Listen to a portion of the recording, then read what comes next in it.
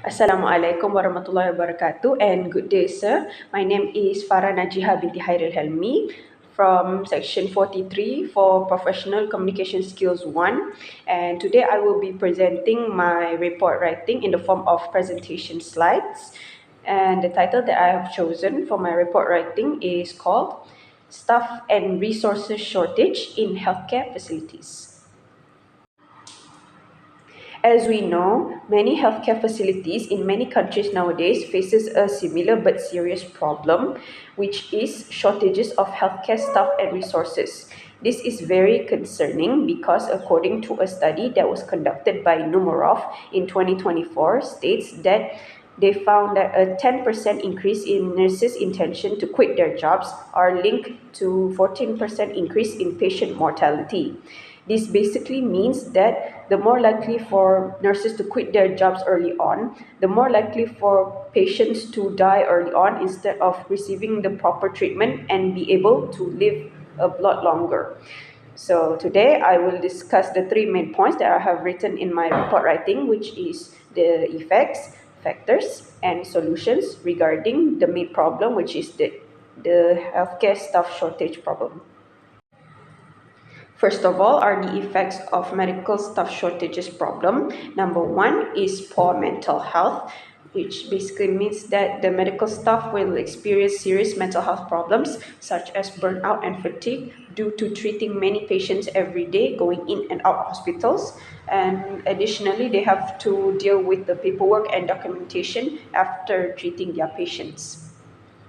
And second of all is the hospital may experience disorganized management, which can lead to patients increase in response time, which basically means that the patients will not receive the proper treatment in time to save their lives. And third of all is low quality treatments. The patients do get the treatment will not have a good quality, and that may lead to a decrease in patient satisfaction levels and health problems later on. Secondly are the factors of healthcare staff shortages. Number one is medical workers experience underpayment. A study found that 73% of workers feel that they are underpaid during a job. This adding with the increasing demand of healthcare professionals can make it a problem. Secondly, there are no exposure to healthcare education.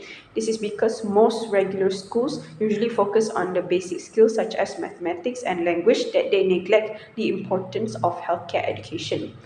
And thirdly is gender bias, which means that usually most women feel underappreciated in healthcare roles compared to men. A study found that only 25% of women held senior roles in global healthcare organizations, and women usually struggle to gain equal status to men.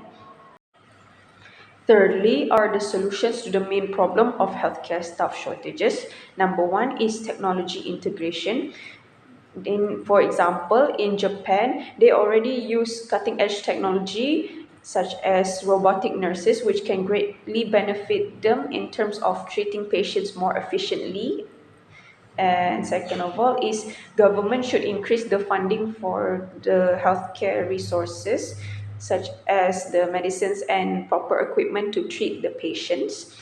And thirdly is education, which means that teachers should mold students from a young age to be interested in pursuing healthcare related careers so that students can be more so that more students can be more interested in becoming professional doctors and nurses.